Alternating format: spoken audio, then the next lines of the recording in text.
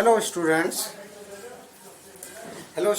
जैसे कि मैं आपको पहले बता चुका हूं कि physical properties of metals and non metals में करा चुका हूं। आज मैं केमिकल प्रॉपर्टीज ऑफ मेटल्स आपको कराऊंगा। केमिकल प्रॉपर्टीज ऑफ मेटल्स में सबसे पहले मेटल्स की प्रॉपर्टीज कराएंगे, उसके बाद नॉन मेटल की प्रॉपर्टीज करेंगे। तो चैप्टर हमारा थर्ड है, chapter third metals and non metals. Metals and non metals. अब सबसे पहले हम इसमें बात, क्योंकि हम फिजिकल प्रॉपर्टीज आपको करा चुके हैं, तो हमारा टॉपिक है केमिकल प्रॉपर्टीज ऑफ मेटल्स। तो केमिकल प्रॉपर्टीज ऑफ मेटल्स में सबसे पहले हम बात करेंगे पहली प्रॉपर्टीज की, कि मेटल्स की जब रिएक्शन ऑक्सीजन के साथ होती है तो मेटल ऑक्साइड बनता है, और जो मेटल ऑक्साइड बनते हैं उनकी जो नेचर होती है वो बेसिक नेचर होती है। तो इसको हमें प्रूव करना है। तो हम बात कर रहे थे सबसे पहली प्रॉपर्टीज के बारे में कि रिएक्शन ऑफ मेटल्स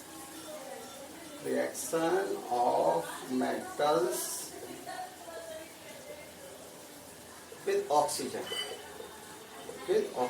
ऑक्सीजन के साथ मेटल की जब हम रिएक्शन करते हैं, तो बेटा जब किसी भी मेटल की रिएक्शन ऑक्सीजन के साथ करते हैं तो हमारा टू फॉर्म मेटल ऑक्साइड बनते हैं।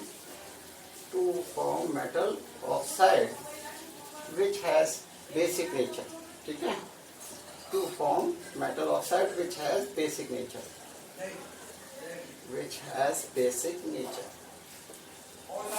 ठीक है, अब सबसे पहले इसमें आपको मैं बताऊं कि कोई भी आप मेटल ले लीजिए। अब इस कोई भी मेटल की, किसी भी मेटल की रिएक्शन ऑक्सीजन के साथ जब हम कराते हैं तो मेटल ऑक्साइड बनते हैं। जैसे आप बॉक्स में ले लीजिएगा। अब आप इसमें आप देखेंगे कि कोई भी मेटल ले लीजिए, जैसे सोडियम मेटल ले लिया। सोडियम मेटल की ऑक्सीजन के साथ रिएक्शन कराया तो Na2O बनता है, सोडियम ऑक्साइड बनता है, क्योंकि O की वैलेंसी 2 होती है, Na की वैलेंसी 1 होती है। तो क्रॉस मल्टीप्लाई करेंगे Na2O बनेगा। अब इसको बैलेंस करेंगे तो यहाँ 4Na लगाना पड़ेगा। तो यहाँ पर 2Na2 लगाकर, और ऑक्सीजन यहाँ पर 2 हो गए, हमारा बैलेंस हो गया। तो ये सोडियम ऑक्साइड है। क्या है आपका? Sodium oxide. शॉर्ट में लिख दे रहे हैं सोडियम ऑक्साइड। तो सोडियम मेटल की हमने ऑक्सीजन के साथ रिएक्शन किया। इसी तरीके से आप पोटेशियम की रिएक्शन कर लीजिए तो 4K plus O2 change to 2K लगा देंगे। यहाँ पर कितने लगाएंगे? 2K। तो 2KOH बन गया। अब क्योंकि यहाँ पर 2K2O आएगा, यहाँ पर K2O, तो यहाँ पर आप 2 लगा देंगे और यहाँ पर आपका पोटेशियम कितना हो जाएगा? 4 हो जाएगा। तो पोटेशियम है। और सोडियम और पोटेशियम बहुत ज़्यादा रिएक्टिव मेटल्स होते हैं, और सोडियम और पोटेशियम बहुत ज़्यादा रिएक्टिव मेटल होते हैं, इसीलिए इसे मिट्टी के तेल के अंदर डुबो के रखा जाता है। अधिकतर जो मेटल्स होती हैं, मोस्टली जो मेटल ऑक्साइड्स होते हैं वो इंसॉल्युबल इन वाटर होते हैं, लेकिन कुछ ऑक्साइड्स ऐसे होते हैं, कुछ मेटल ऑक्साइड ऐसे होते हैं जो पानी के अंदर डिसॉल्व हो जाते हैं और डिसॉल्व होकर हाइड्रोक्साइड बनाते हैं, जैसे सोडियम और पोटेशियम। इसको हम बताएंगे, तो इसे भी हम लिख लेते हैं कि most of the metal oxide is insoluble in water, but some dissolve in it and form metal hydroxide, and form alkalis. For example, जैसे कि सोडियम ऑक्साइड है, Na2O की रिएक्शन आप वाटर से करा दीजिए तो क्या बनता है? 2NOH बनता है, सोडियम हाइड्रोक्साइड। अब इसके बैलेंस ही देखें तो ऑक्सीजन यहाँ पर कितने? 2 हैं, यहाँ पर 2 हैं, H बैलेंस है। इसी तरीके से K2O की, पोटेशियम ऑक्साइड की रिएक्शन, K2O की रिएक्शन H2O से कराएंगे तो यहाँ पर भी हमारा क्या बनेगा? 2KOH बनता है। अब एक शॉर्ट नोट टाइप का है जिसमें हमें बहुत क्वेश्चन पूछा जाता है कि सोडियम मेटल कि सोडियम और पोटेशियम मेटल को केरोसिन के अंदर क्यों रखा जाता है। कि जो सोडियम और पोटेशियम मेटल होती हैं वो बहुत ज़्यादा रिएक्टिव मेटल्स होती हैं जो कि बहुत तेज़ी के साथ रिएक्शन कर लेती हैं ऑक्सीजन से, मॉइस्चर से, एयर से, और वो फायर क्या करते हैं, दे कैच फायर, वे आग पकड़ लेती हैं and starting burning when kept in the air, जब इसको एयर में रखें। तो due to this reason, to prevention of the fire and the burning we protect, we kept in the kerosene oil. मतलब sodium and potassium metal is store in the kerosene oil.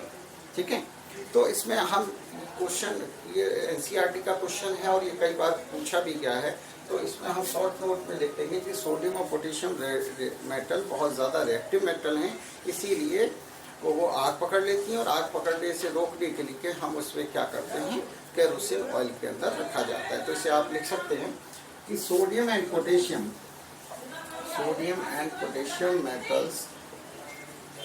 metals are most reactive metals,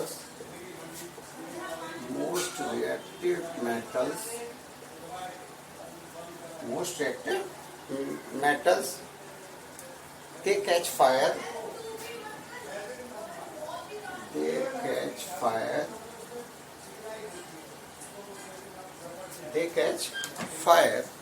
and start burning,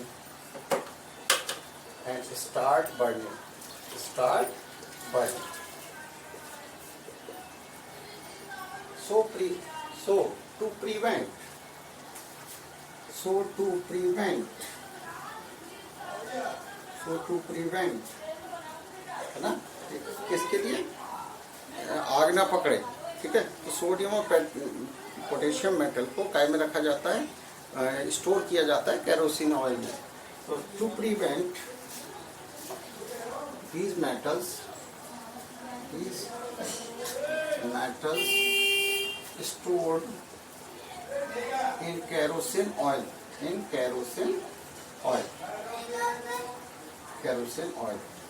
ठीक।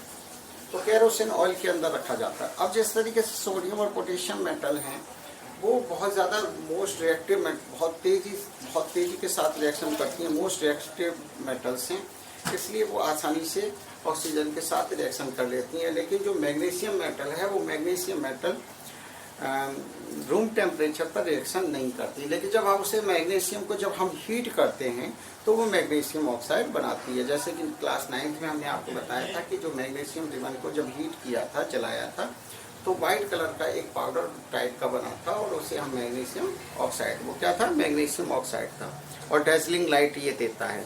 तो अब हम magnesium metal की reaction के बारे में बात करेंगे कि magnesium metal, Mg metal do not react at room temperature, एक minute, magnesium metal do not react with oxygen के साथ, with oxygen at room temperature, but लेकिन क्या करेंगे, हीट करने पर room temperature, but on heating magnesium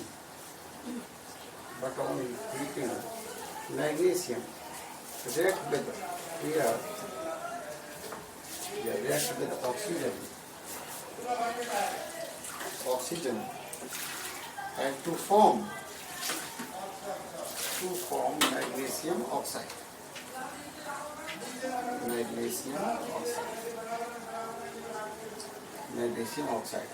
white colour का powder होता है with dazzling light, dazzling DAZZLING, dazzling light. तो मेरे ख्याल से आपके माइंड में आ जाएगी। तो रिएक्शन क्या होगी इसकी कि magnesium 2Mg plus O2 change to 2Mg magnesium oxide. तो मैग्नीशियम ऑक्साइड रिएक्शन बनाती है। इसी तरीके से एल्युमिनियम ऑक्सीजन के साथ रिएक्शन करके एल्युमिनियम ऑक्साइड बनाता है। तो इसी तरीके से हम एल्युमिनियम का भी हम रिएक्शन दिखा सकते हैं कि Al react with oxygen to form aluminium oxide।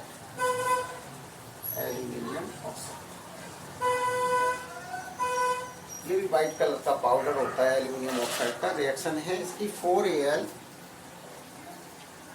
Plus 3O2 change to aluminium oxide है तो 2Al2O3 एल्यूमिनियम ऑक्साइड क्या बनाता है? Aluminium oxide.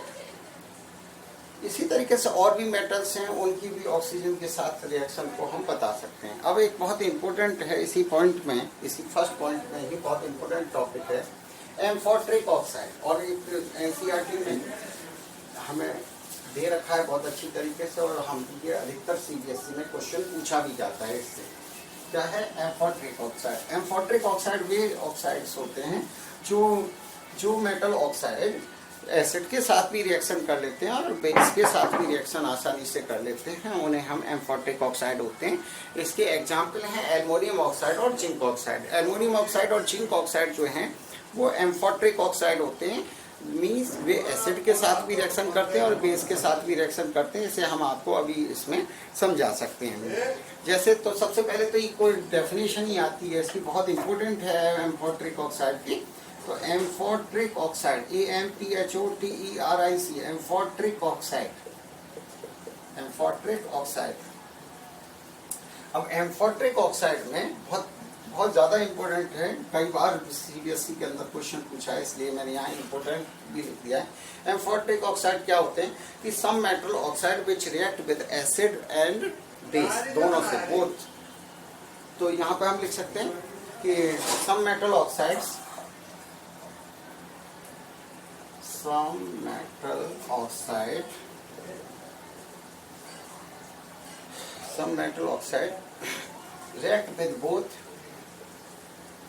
react with both acids and bases। मतलब some metal oxide react with acid and bases to form salt and water। To form salt and water is called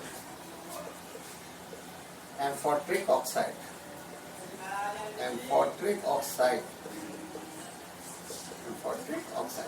ठीक है। अभी बहुत इसका example लिखिए, क्योंकि एग्जाम्पल खूब पूछा जाता है एनसीईआरटी में, सॉरी बोर्ड में। Al2O3 and zinc oxide, aluminium oxide और जिंक ऑक्साइड, ये बोर्ड में कई बार क्वेश्चन पूछा जा चुका है इसमें, है ना, बहुत कई बार क्वेश्चन पूछा है। तो कैसे है इसकी रिएक्शन दोनों दिखा देंगे। जैसे जिंक ऑक्साइड है ZnO, जिंक ऑक्साइड है, और जिंक ऑक्साइड की HCl के साथ रिएक्शन कराते हैं तो क्या बनता है? ZnCl2 बनता है प्लस वाटर बनता है। मैंने पहले बताया था साल्ट बनेगा प्लस वाटर बनेगा, तो ZnCl2 बनेगा प्लस H2O। अब जैसे जिंक ऑक्साइड है, ये सॉलिड फॉर्म में होता है जिंक ऑक्साइड, और HCl लिक्विड में एक्वस फॉर्म में होता है। तो जब हम इसकी जिंक ऑक्साइड की रिएक्शन HCl के साथ कराते हैं तो जिंक क्लोराइड बनता है प्लस वाटर बनता है। जिंक क्लोराइड, जो जिंक क्लोराइड होगा वो भी एक्वस कंडीशंस में होगा, और ये आपका लिक्विड कंडीशंस में है। अब इसमें जिंक ऑक्साइड क्या है, तो अब इसको बैलेंस अपन करेंगे तो यहाँ पर क्या है, H कितने लगेंगे, यहाँ पर HCl कितने हो जाएंगे 2, और ये हमारी रिएक्शन बैलेंस हो जाएगी। इसी तरीके से जिंक ऑक्साइड की अब बेस के साथ आप रिएक्शन करके दिखाइए कि जो जिंक ऑक्साइड है ZnO, जिंक ऑक्साइड की रिएक्शन जब हम NaOH से कराते हैं, सोडियम हाइड्रोक्साइड से कराते हैं, तो सोडियम हाइड्रोक्साइड का जो एक्वस सॉल्यूशन होता है उसके साथ इसे बोलते हैं, नॉर्मल कॉमन नेम होता है कास्टिक सोडा। सोडियम हाइड्रोक्साइड को हम क्या बोलते हैं? Caustic soda. तो जिंक ऑक्साइड के सोडियम हाइड्रोक्साइड के साथ जब हम रिएक्शन करते हैं तो जो कंपाउंड बनता है वो बनता है सोडियम जिंकेट। इसका फॉर्मूला होता है Na2ZnO2, सोडियम जिंकेट। बहुत ही इंपॉर्टेंट है, ये रिएक्शन खूब पूछी जाती है, सोडियम जिंकेट। मैंने थोड़ा शॉर्ट में लिख दिया है सोडियम को, और प्लस वाटर। बैलेंस कर लेंगे। अब ये देखेंगे कितना है, Na कितना है 2, तो यहाँ पर 2 लगा देंगे। Zn हमारा कितना है 1 है, ऑक्सीजन हमारे यहाँ पर 2 है, तो देखिए 2 ये है और 1 मेरा 3 बैलेंस है। ये हमारी केमिकल रिएक्शन बैलेंस है। तो कभी भी ध्यान रखना कि एम्फोट्रिक ऑक्साइड जब भी आएगा, और एम्फोट्रिक ऑक्साइड में क्या होंगे, डेफिनेशन देंगे, एग्जाम्पल देंगे, साथ में रिएक्शन आपको जरूर देने हैं। और ये बहुत इंपॉर्टेंट है, इसलिए आप इन दोनों रिएक्शंस को बहुत अच्छी तरीके से तैयार कर लीजिए। इसी तरीके से एल्युमिनियम ऑक्साइड की है कि Al2 aluminium oxide Al2O3 aluminium oxide HCl के साथ जब रिएक्शन करता है तो क्या करता है, आपका AlCl3 बनता है, एल्यूमिनियम क्लोराइड बनता है। AlCl3 एल्यूमिनियम क्लोराइड बनेगा प्लस क्या बनेगा, वाटर बनेगा। अब इसको बैलेंस कर लीजिए।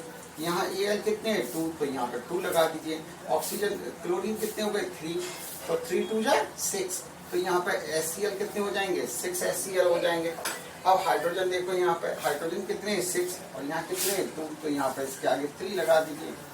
तो रिएक्शन को बैलेंस करना चाहिए। अब देखिए ऑक्सीजन यहाँ पर कितने हैं 3 बन जा 3, ऑक्सीजन हमारे कंप्लीट है, एल्युमिनियम हमारे कंप्लीट है, ऑक्सीजन हाइड्रोजन और क्लोरीन। तो ये अब हमारी रिएक्शन क्या है, बैलेंस रिएक्शन है। इसी तरीके से जब आप किसी भी एम्फोट्रिक ऑक्साइड में यदि जिंक ऑक्साइड दे रहे हैं तो आपको HCl और NaOH दोनों के साथ रिएक्शन दिखानी है। लेकिन जब एल्युमिनियम ऑक्साइड के साथ दे रहे हैं तो आपको HCl के साथ भी दिखानी है, मतलब एसिड के साथ भी रिएक्शन दिखानी है और बेस के साथ भी रिएक्शन आपको देनी ही है। अब इसमें एल्युमिनियम ऑक्साइड की हम NaOH के साथ रिएक्शन दिखाएं तो Al2O3 प्लस NaOH बैलेंस बाद में कर लेंगे। इसकी जब हम रिएक्शन करते हैं तो सोडियम एल्यूमिनेट बनता है। क्या बनता है, सोडियम एल्यूमिनेट। तो NaAlO2 इसको बैलेंस करने के लिए 2 आगे लगा दीजिए, यहाँ पे NaOH में भी यहाँ 2 लगा दीजिए, सोडियम एल्यूमिनेट प्लस वाटर। इसका नाम यहाँ पे लिख दीजिए सोडियम एल्यूमिनेट, सोडियम एल्यूमिनेट। बहुत इंपॉर्टेंट रिएक्शन है, बहुत ज़्यादा इंपॉर्टेंट रिएक्शन है। ये आपको बहुत अच्छी तरीके से तैयार करनी है। इसी के साथ साथ अभी क्योंकि हमारा पहला ही पॉइंट चल रहा है, पहला पॉइंट क्या था, reaction of metals with oxygen. इसमें एम्फोट्रिक ऑक्साइड भी आ गया, मैग्नीशियम के साथ भी रिएक्शन दिखा दी हमने, सोडियम पोटेशियम के साथ भी रिएक्शन हमने इसको में दिखा दी। अब सर हम बात कर रहे हैं आयरन की रिएक्शन। तो आयरन जो है, आयरन न तो रूम टेम्परेचर पर को रिएक्शन कर पाता है और नहीं हीटिंग करने पर रिएक्शन करता है आयरन ऑक्सीजन के साथ। लेकिन जो आयरन है वो क्या होगा कि जो रिएक्शन करेगा वो एयर में स्ट्रॉन्ग हीटिंग, मतलब बहुत अधिक हीट करने पर ही वो रिएक्शन कर पाएगा। तो वो रिएक्शन है, इसलिए थोड़ी लैंग्वेज भी लिखेंगे और उस आगे उससे हम कंप्लीट भी करेंगे। तो हम बात कर रहे हैं आयरन की, तो इसमें लिखिएगा iron metal does not burn in air. Iron metal बहुत इंपॉर्टेंट है, ये क्वेश्चन पूछा भी जाता है। व्हाट हैपेंस में आयरन मेटल डज नॉट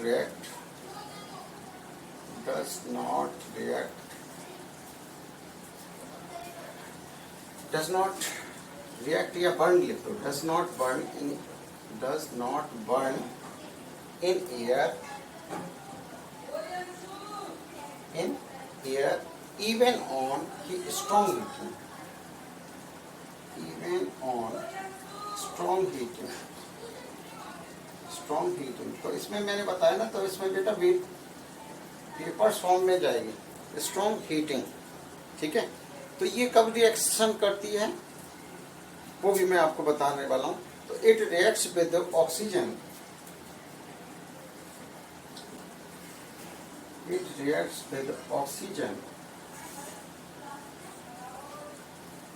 और क्या बनाएगा, आयरन थर्ड ऑक्साइड बनाता है। आयरन सेकेंड ऑक्साइड भी बनाता है और आयरन थर्ड ऑक्साइड भी, तो मतलब फेरस ऑक्साइड भी बनाता है और फेरिक ऑक्साइड भी बनाता है। और जो दोनों का ये मिक्सर जो होगा वो क्या होगा, Fe3O4 जैसे, ठीक है।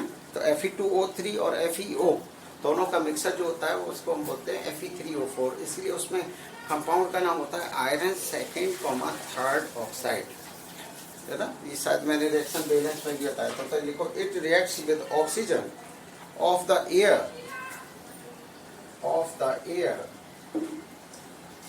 on heating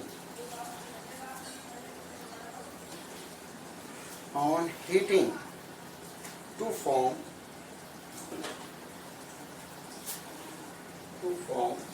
iron, ब्रैकेट में ह्यूमन वर्ड में सेकेंड थर्ड ऑक्साइड। ठीक है, अब इसको रिएक्शन लिखेंगे 3Fe plus 2O2 change to क्या बनेगा Fe3O4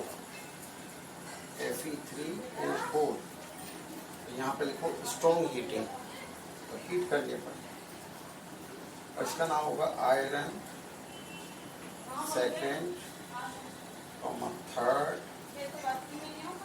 ऑक्साइड, ऑक्साइड। ठीक है, तो ये जो आयरन सेकेंड थर्ड जो है ये मिक्सर है, तो मतलब मैं यहाँ पे इधर लिख सकता हूँ कि जो Fe3O4 है इज द मिक्सर ऑफ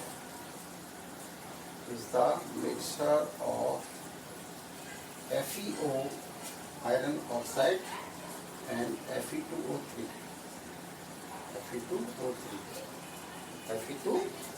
उसका दोनों का मिक्सचर है। लेकिन कुछ ऐसी मेटल्स होती हैं जो ऑक्सीजन के साथ रिएक्शन करती ही नहीं है, और वो कौन सी मेटल होती हैं? गोल्ड और सिल्वर और प्लेटिनियम, जो मैंने शुरू में भी आपको बता दिया बहुत लो रिएक्टिव मेटल्स होती हैं। तो ये भी क्वेश्चन आ जाता है, तो यहाँ पे आप लिख सकते हो इसी तरीके से एरो बना के AU is gold, AG silver and platinum PT and platinum do not combine with oxygen,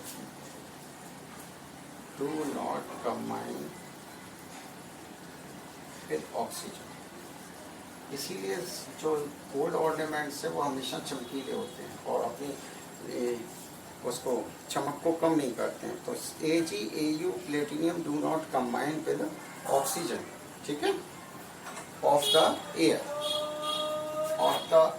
at high temperature,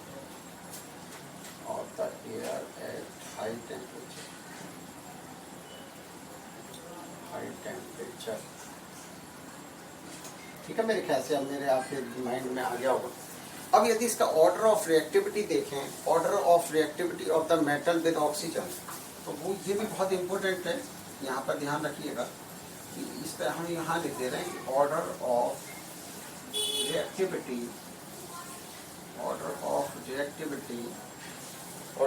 reactivity of the metals